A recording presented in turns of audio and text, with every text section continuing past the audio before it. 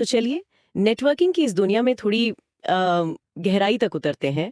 आज हमारे पास Skynet Linux training centre के नोट्स हैं और हम इनके जरिए दो बहुत जरूरी कॉन्सेप्ट्स को समझने वाले हैं, सबनेटिंग और CIDR।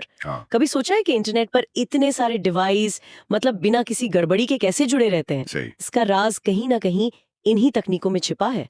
हमारा मकसद है आज इन तकनीकी लगने वाले शब्दों को बिल्कुल आसान बनाना और ये देखना कि नेटवर्क्स को तरतीब से चलाने और हाँ सुरक्षित रखने में असल में कैसे मदद करते हैं। सही। तो शुरू करें। बिल्कुल बिल्कुल, ये नेटवर्किंग की रीढ़ की हड्डी की तरह है सच में। सबनेटिंग से शुरू करते हैं। आसान भाषा में कहें तो ये है क्या आखिर? हाँ, तो स्रोत में एक अच्छी मिसाल दी गई है, जैसे एक बले जमीन के टुकड़े को आप समझ लीजिए जरूरत के हिसाब से छोटे छोटे प्लॉट में बांटना। वैसे ही सबनेटिंग एक बड़े IP एड्रेस वाले नेटवर्क को छोटे ज्यादा आसानी से संभाले जा सकने वाले हिस्सों में बांटने का तरीका है। इन छोटे हिस्सों को सबनेट कहते हैं। अच्छा, और ये बंटवारा सिर्फ कागज पर तो होता नहीं होगा, इसके असली फायदे हैं, क्यों? स्रोत कुछ मुख्य कारण गिनाता है ना? हाँ बिल्कुल, 4 खास बातें सामने आती हैं। पहला, बेहतर नेटवर्क मैनेजमेंट। सोचिए एक कंपनी में फाइनेंस, HR, IT सबके लिए अपना अलग छोटा नेटवर्क हो, कितना आसान हो जाता है संभालना। दूसरा, बेहतर सुरक्षा। अगर एक सबनेट में कोई गड़बड़ी हो तो वो वहीं तक सीमित रह सकती है। सही, मतलब पूरे नेटवर्क पर असर नहीं पड़ता। हाँ बिल्कुल वही, ये एक तरह से डिजिटल दीवारें खड़ी करने जैसा है। ये सुरक्षा वाला पहलू तो काफी अहम है। हाँ। और बाकी 2 फायदे क्या थे? तीसरा है नेटवर्क कंजेशन कम करना। जब कोई मैसेज सबको भेजना होता है, मतलब ब्रॉडकास्ट, वो सिर्फ उसी छोटे सबनेट में घूमता है, पूरे बड़े नेटवर्क में ट्रैफिक जाम नहीं करता। और चौथा, जो शायद सबसे जरूरी है आजकल, IP एड्रेस का कुशल उपयोग। ये IP एड्रेस की बचत वाली बात, ये बहुत मायने रखती है। पुराने जमाने में तो ऐसा होता था कि छोटे से डिपार्टमेंट को भी हजारों IP एड्रेस का ब्लॉक मिल जाता था और ज्यादातर बेकार पड़े रहते थे। सबनेटिंग से आप जरूरत के मुताबिक साइज तय कर सकते हैं।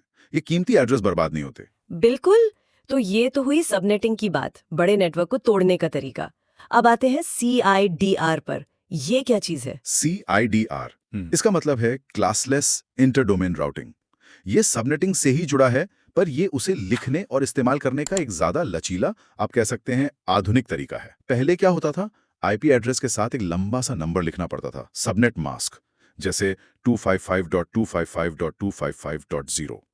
ये मास्क ही बताता था कि IP एड्रेस का कौन सा हिस्सा नेटवर्क का है और कौन सा डिवाइस का। अच्छा, और CIDR इसे आसान बनाता है, कैसे? हाँ, CIDR में हम उस लंबे मास्क की जगह सिर्फ एक स्लैश लगाते हैं और उसके बाद एक नंबर लिख देते हैं। जैसे 255.255.255.0 लिखने की बजाय हम सिर्फ 24 लिख देते हैं। शुरुआत में उदाहरण भी हैं, जैसे 192.168.1.102। 4 स्लैश का मतलब है ऐसा सबनेट जिसमें कुल 256 IP एड्रेस हो सकते हैं। 256 IPs। अच्छा, और अगर 24 की जगह मान लीजिए 26 लिखा हो तो? हाँ, तो मतलब बदल जाता है। 26 का मतलब है एक छोटा सबनेट जिसमें सिर्फ 64 IP एड्रेस होंगे। तो ये दिखाता है कि सिर्फ एक नंबर बदलने से नेटवर्क का साइज कितना बदल जाता है। ये बहुत सुविधाजनक है। इसके फायदे तो साफ दिख रहे हैं। एक तो ये लिखने में छोटा है, आसान है, और दूसरा बड़ा फायदा है इसका लचीलापन। CIDR की वजह से ही VLSM मुमकिन हुआ, वेरिएबल लेंथ सबनेट मास्क। इसका मतलब है कि आप एक ही बड़े नेटवर्क में अलग अलग जरूरत के हिसाब से बिल्कुल ठीक साइज के छोटे छोटे सबनेट बना सकते हैं। मतलब किसी डिपार्टमेंट को 50 IP चाहिए, किसी को सिर्फ 10, किसी को शायद 500, सब मुमकिन है। सिस्टम थे ना, क्लास A, B, C, उनमें नेटवर्क के साइज बहुत बंधे हुए थे। या तो बहुत बड़े होते थे जैसे क्लास A, या मीडियम क्लास B, या छोटे क्लास C। बीच का रास्ता कम था। इससे बहुत सारे IP एड्रेस बर्बाद होते थे। सच में CIDR ने इन क्लास की सीमाओं को खत्म कर दिया। अब जरूरत के हिसाब से नेटवर्क का साइज चुनने की पूरी आजादी है। इससे IP एड्रेस की बहुत बचत हुई और इंटरनेट पर रूटिंग भी ज्यादा कुशल, मतलब एफिशिएंट हो गई। तो अगर हम संक्षेप में कहें तो सबनेटिंग नेटवर्क को बांटने का काम है। हाँ, मैनेजमेंट के लिए। और CIDR उस बंटवारे को दर्शाने और उसे ज्यादा लचीला बनाने का तरीका। दोनों मिलकर नेटवर्किंग को ज्यादा व्यवस्थित और कुशल बनाते हैं। सही, बिल्कुल सही कहा। ये तकनीकें पर्दे के पीछे काम करती हैं, ज्यादातर लोगों को पता भी नहीं चलता। लेकिन आज का जो इंटरनेट है, उसका पूरा ढांचा इन्हीं पर खड़ा है। ये सिर्फ तकनीकी शब्दजाल नहीं है, बल्कि वो नींव है जिस पर हमारी पूरी डिजिटल दुनिया टिकी हुई है। तो हमने देखा कि कैसे ये तरीके सबनेटिंग और CIDR नेटवर्क्स को सलीके से चलाने में मदद करते हैं। एक बड़े डिजिटल शहर को छोटे व्यवस्थित मोहल्लों में बांटना और हर मोहल्ले का पता लिखने का एक छोटा स्मार्ट तरीका। सुनने में शायद ये आसान लगे, पर सोचिए इसके बिना अरबों डिवाइस कैसे जुड़ते। ये तो संभव ही नहीं होता। और यह हमें एक जरूरी सवाल पर सोचने को मजबूर करता है।